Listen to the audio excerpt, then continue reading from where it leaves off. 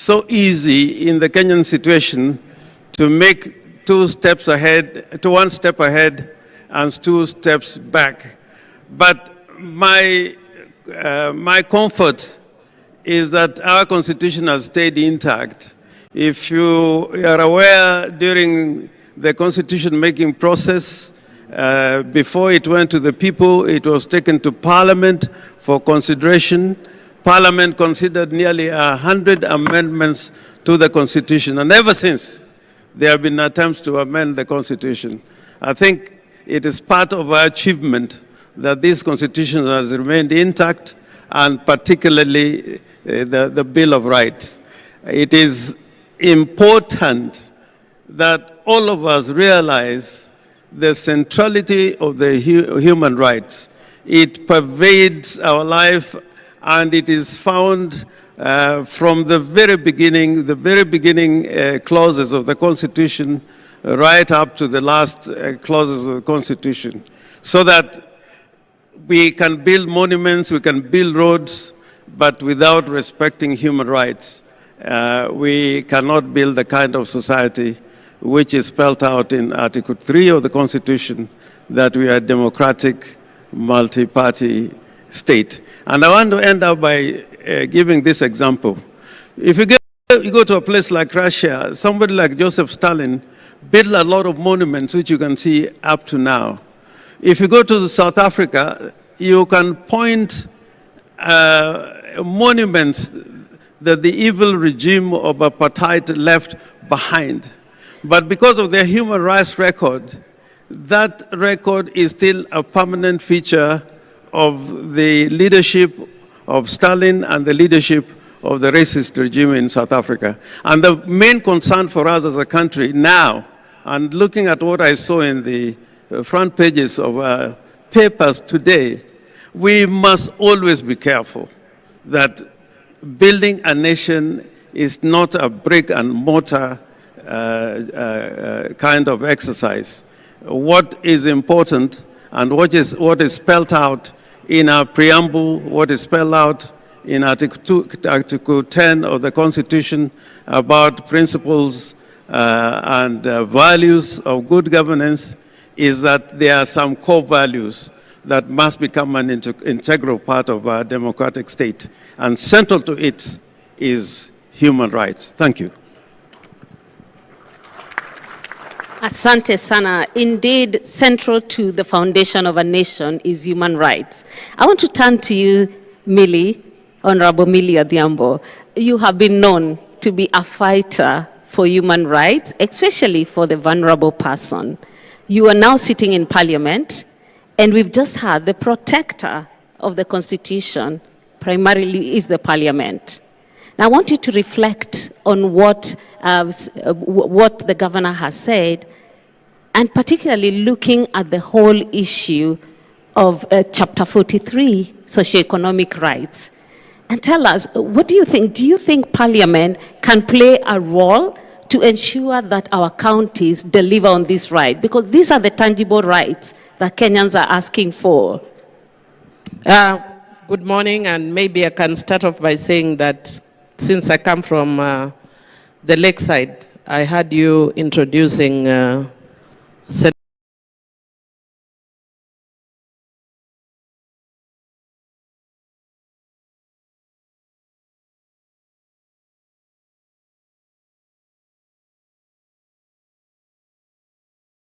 Senator Mungatana by saying he's a PhD student, where I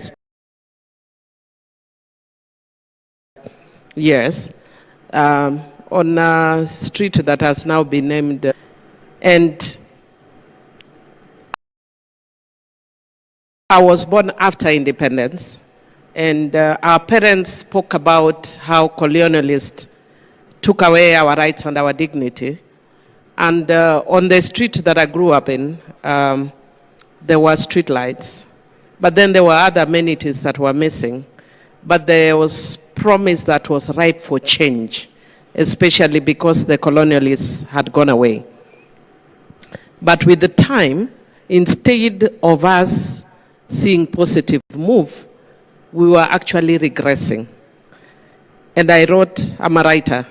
So I started writing a novel called The Things We Lost with Freedom, because I thought we had got freedom and lost with freedom.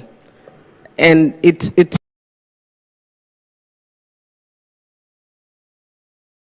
a paradox, because then we were fighting so hard to remove the colonialists and ended up losing in the process. And I was looking at it in contradiction with countries where the colonialists stayed longer, like South Africa and Zimbabwe. And you could see that they had progressed in certain things because of that. And I think it's an uncomfortable truth that a lot of us as Africans leaders don't want to deal with.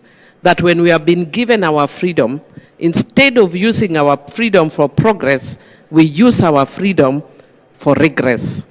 But I want to say that, fortunately, I have been forced to halt writing my book. And it is a tragedy because I've had to halt it only because of the last probably a few years in Homa Bay, 3-4 years in Homa Bay. And the reason I halted it is because the reason I was writing this book is that I'd hoped to see the hospital bigger, better, offering better services. But it was worse than the hospital where I was born and raised in. It had gotten worse. I'd hoped the roads were tarmacked. The roads were not tarmacked. They were getting worse. Everything that we saw, we had running water in the house. There was no more running water in the house. So I was like, so why did we want freedom anyway? But that's why I'm saying it's changing in the last few years. And you can credit that to a deliberate effort by the national government towards inclusion of this area that has been marginalized for years because of being in opposition, and which is a tragedy, that we don't look at issues of inclusion and governance. You know, civil and political rights really marry a lot with social and economic rights. Because if you are not in government, then you are not served. So I would actually want to challenge our government to ensure that it doesn't matter whether people are in opposition or not, include every part of the country in development. And that is why a lot of my friends, I'm here with my friends who I told them I want you to come and experience Homa Bay. In the crowd here I have my friend who is from Nyandarua. And she was telling me how come many places you hear people saying 1 term, and here people are just jumping saying 2 term. And I told her, if you go around here, you are seeing the roads. All these roads in reality are new. And it shouldn't be that way. It should be that development is there, and I make my decision independent of that road based on other governance facets. So what am I saying in summary? I'm saying that with the devolution, again, we are seeing now things changing. The governor for Homa Bay told us yesterday that the county government is already doing an emergency wing unit for Homa Bay Hospital. So that's a positive change. There are many dispensaries that are coming up in the county. That's a positive change with the devolution.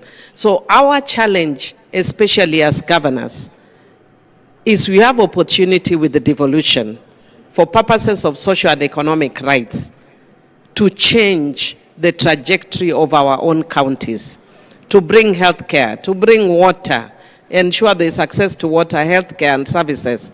But then, of course, again, Honorable Rengo will tell you justice delayed is justice denied. Most of us think of it in terms of civil and political rights.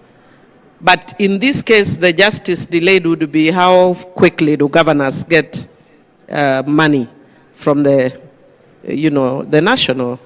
How quickly does the money come? And for the first time, I'm happy that, and you'll confirm to us, that the CS Treasury has said that for the first time, the money has come, all the money has come in time. Because again, even if you say that you are allocating money to governors and it comes, late, then it affects planning and the delivery of service. Otherwise, what I can say as a country, that we kind of had a seesaw. But in civil and in social and economic rights, our greatest hope is with the counties working and working effectively. Thank you. Thank you. Millie, I want to push a little on that, and maybe to encourage you to finish your book as a PhD student. But I also want to push a little bit on that. You talked about, we were colonized, we were left with something, we lost it. The second liberation was the Constitution. So how do we go about making sure we don't lose momentum? Because what you're speaking to is actually lost momentum. We seem to gain it, then we lose it. So how do we ensure we do not lose momentum? And how do we sustain that which you're speaking to now? You're saying things are changing. We can see in Homa Bay, you're telling us the hospital you're born in is much, much better now. But how do we make sure we don't lose it? I think for me it's about holding the leaders accountable. And there are different arms, and that's why I'm glad that we have civil society as well, but also the National Assembly as well, and the Senate as well. And the senators would really help us by ensuring that we hold our counties accountable. And the National Assembly would help us by ensuring we hold the executive accountable. And the civil society would help us by holding the members of parliament accountable. So it's about vigilance and accountability. And if we don't sustain that vigilance and accountability, then we would regress. And one of the things that I love about the Constitution, as Honorable Rengo has indicated, can you imagine even the recent challenges we had as a country if we did not have the Constitution? It would be a tragedy that you find somebody shoots, like the guy with the mask who was shot. And if we didn't have a constitution, what would be his recourse? Yeah, of course, we hope that cases of these extrajudicial killings would stop. But because you have a constitution, you can see that now there is even a talk about compensation, which I really welcome. And maybe just to also inform you that I'm the one who came up with the Victim Protection Act. And I'm glad that we are amending it to provide a stronger framework for compensation. But we need to not have. I'd be happy if the law I passed is ineffective because we are effective as a government, so that nobody needs to be compensated. That's my dream, that nobody needs to be compensated.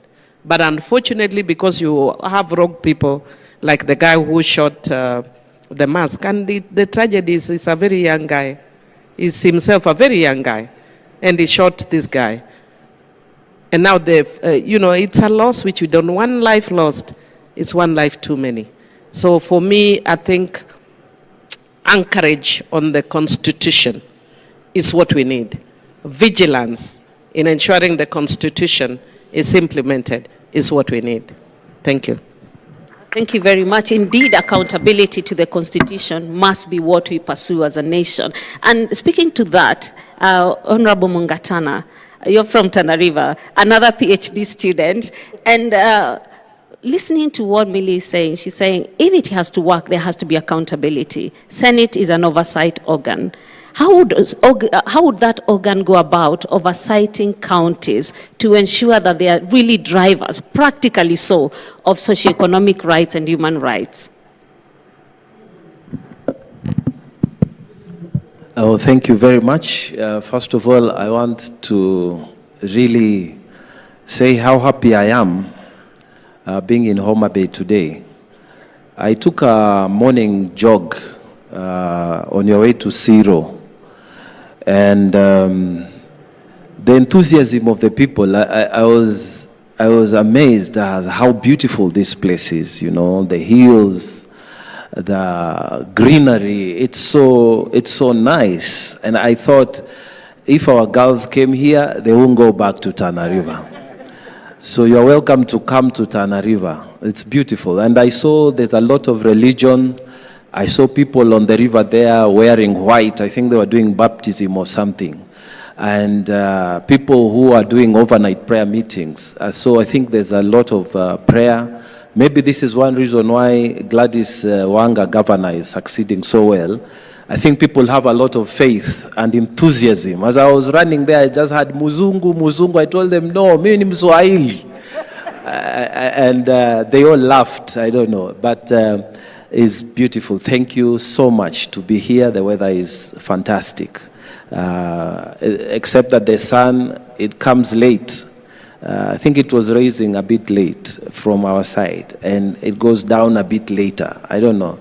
It gets time to get used to the place, but it's beautiful. Thank you, the people of Homa Bay, and I love my stay so far.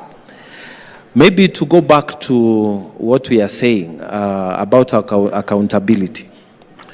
May I just say, first of all, before I say about accountability, how for me, my experience of democracy and human rights, from the time that we were in university, in the Law Society, and then because we were in leadership in the Law Society at university, and then the Law Society of Kenya, and people like James, Paul Muite, were all ahead of us. They were our heroes. And it's a great pleasure that when I got elected first time, I sat in the same parliament with Paul Muite. Later on, we sat with James and other people who were in the fight for liberations. For I've seen it from the time when we were in university that you could not seat 5 people and discuss anything before some secret police people arrest you. It was so bad those days. You could not gather before you are told you are writing more Kenyans and you are subject to, investigations. I remember things were very, very tight in those days. Even just holding a small demonstration. I was in leadership of the Law Society in Mombasa. And I remember we were just protesting against what we thought was the neglect by the second president then, Moi, because he was doing nothing, and there was a lot of problems in Tana River County. People were fighting, and the president those days, when he says something, it happens. And he was doing nothing. So we called Paul Muite to come and address us. We called Khelef Khalifa. We were in that human rights space. And just to demonstrate, just to walk, to show that we are disappointed, just to walk on the main streets to present a petition at the PC's place. We were being arrested, chased. Nowadays, things have changed. We have walked a long way from where we were. We have a new constitution. I was part of that making of the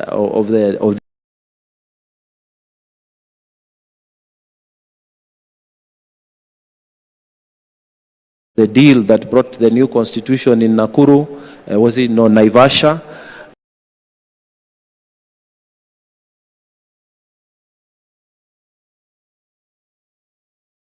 And we got a new constitution.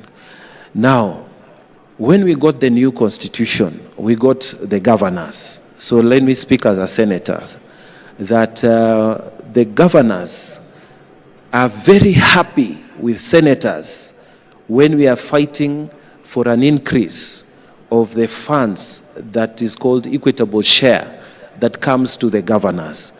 And this year, we got 405 billion that is coming down to the 47 counties. And this is an increase of 26.7 billion that is coming down to the 47 counties.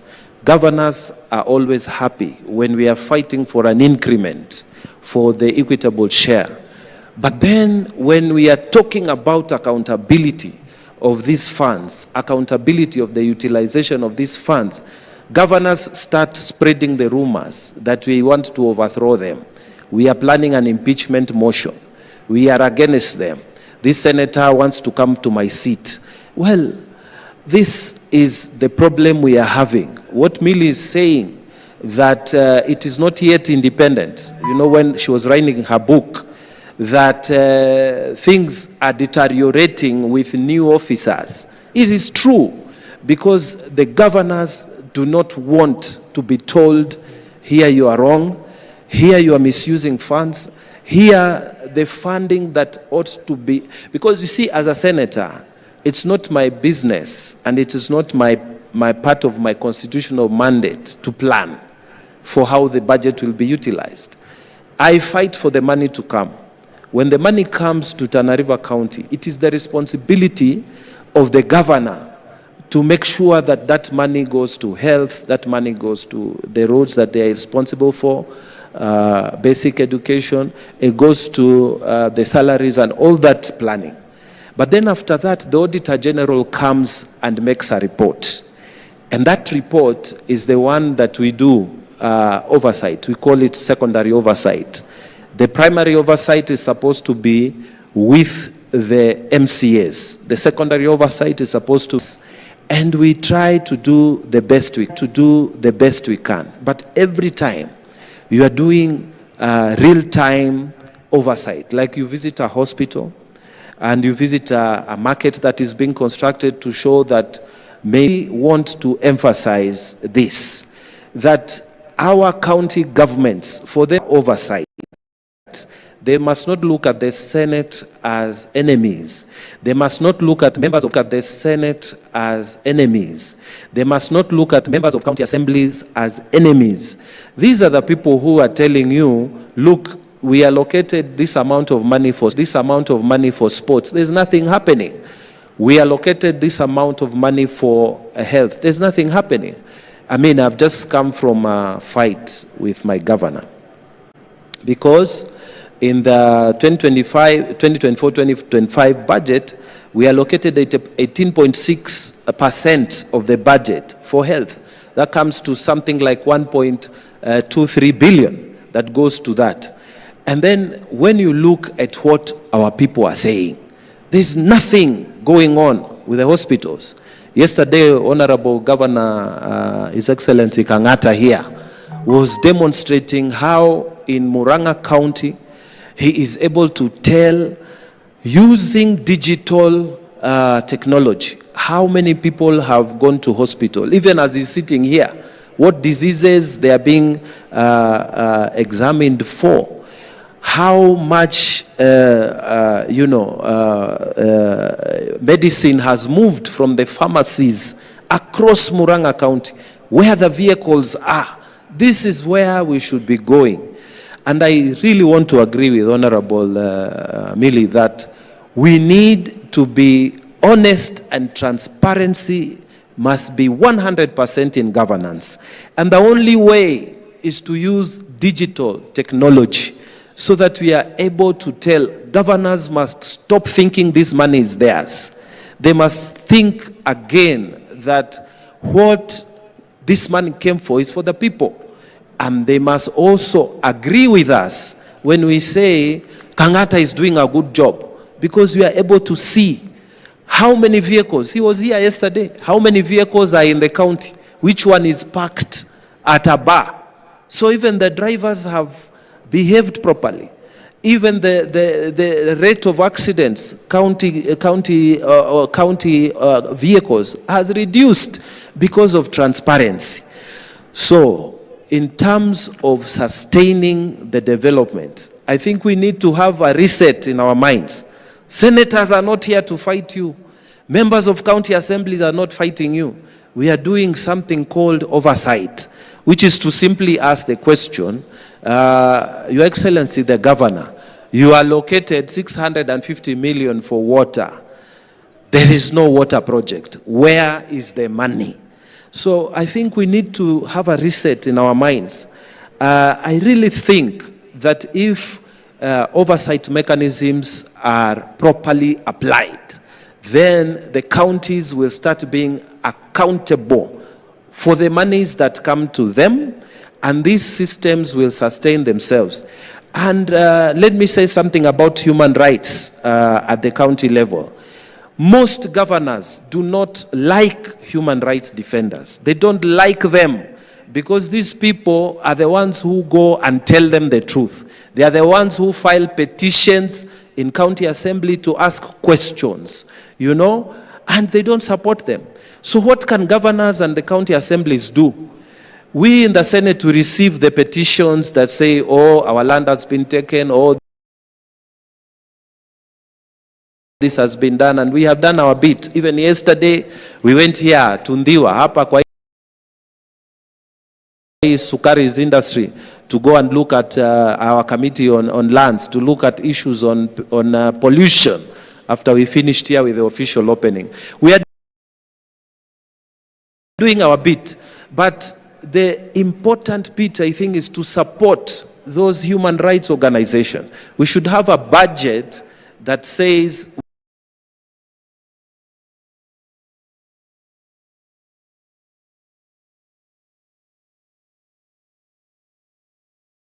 those human rights organizations. We should have a budget that says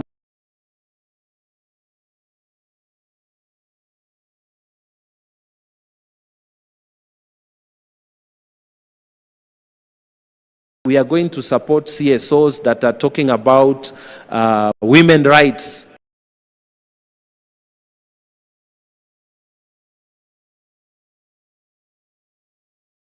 In Tana River County, children's rights in Tana River County, something like that.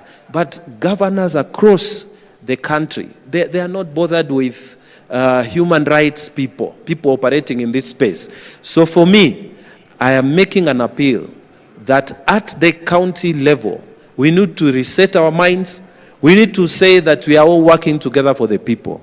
And then we need to be inclusive by helping the CSOs to come into government space by saying, supporting the civil society organizations to be able to say what they see so that we can improve. When you tell me your trouser is not ironed, it doesn't mean that you don't like me. Governor, I'm just telling you, iron your trouser next time. Isn't that so? If I tell you your shirt is creased, I'm not saying I don't like your shirt. I'm just saying iron your shirt the next time. So let us have a reset so that at the county levels, we include the civil society organization. We work with the members of the county assembly. We work with the senators. Many senators may not be running for governorship. And so we should not look at senators as people who are threatening you. No, we are simply doing our work. And I think that attitude, if it's accepted, we are going to have stronger counties. We are going to have better human rights records within the counties, and we are going to have stronger civil society organizations. Thank you. Thank you very much. I think one of the conversations that is obtaining is the place of transparency, accountability, to be able to uphold constitutional rights. And now I want to turn to you, Khalid, as a prominent practitioner in human rights and civil society, in the civil society area. If you could very, very quickly tell us, the relationship you've had with counties, as Bwana Mungatana said, seems to be very adversarial. Is there any way we can be more intentional in working with county governments to be able to pursue these rights and to ensure that Kenyans can get socioeconomic rights? Very, very quickly, sir. Thank you. Good afternoon, everyone. And it's a pleasure for me to be here. Thank you to Council of Governors for giving civil society and human rights practitioners at the grassroots an opportunity to share our thoughts on this very important subject. It's true what Senator Mungatana has alluded to, that in many counties today, county governments perceive civil society as an enemy. And all we do is to play our role as civil society, as NGOs, as CBOs, as social justice centers. We have a responsibility to hold those in power accountable. And that responsibility has even become more pronounced, especially when traditional institutions that are meant to also support in holding leaders accountable are not doing that anymore. From the grassroots to the national level, we are seeing institutions eroding their public trust. And as civil society, we've continued, number one, not just to hold those accountable to book, but also those who are supposed to supervise to also do the same. So even as we speak, we know the responsibilities of the Senate. The Senate has a duty to ensure accountability, as the Senator has alluded to, the secondary responsibility. We hold the opposition also to account, because they also have a duty. And when you're a party in opposition, and then you decide to go to bed with the government of the day, you are diluting your responsibility as an opposition party. So we also have to hold those institutions accountable. And for me, I think when we adopted the new constitution in 2010, devolution was a promise that everyone had so much hopes in.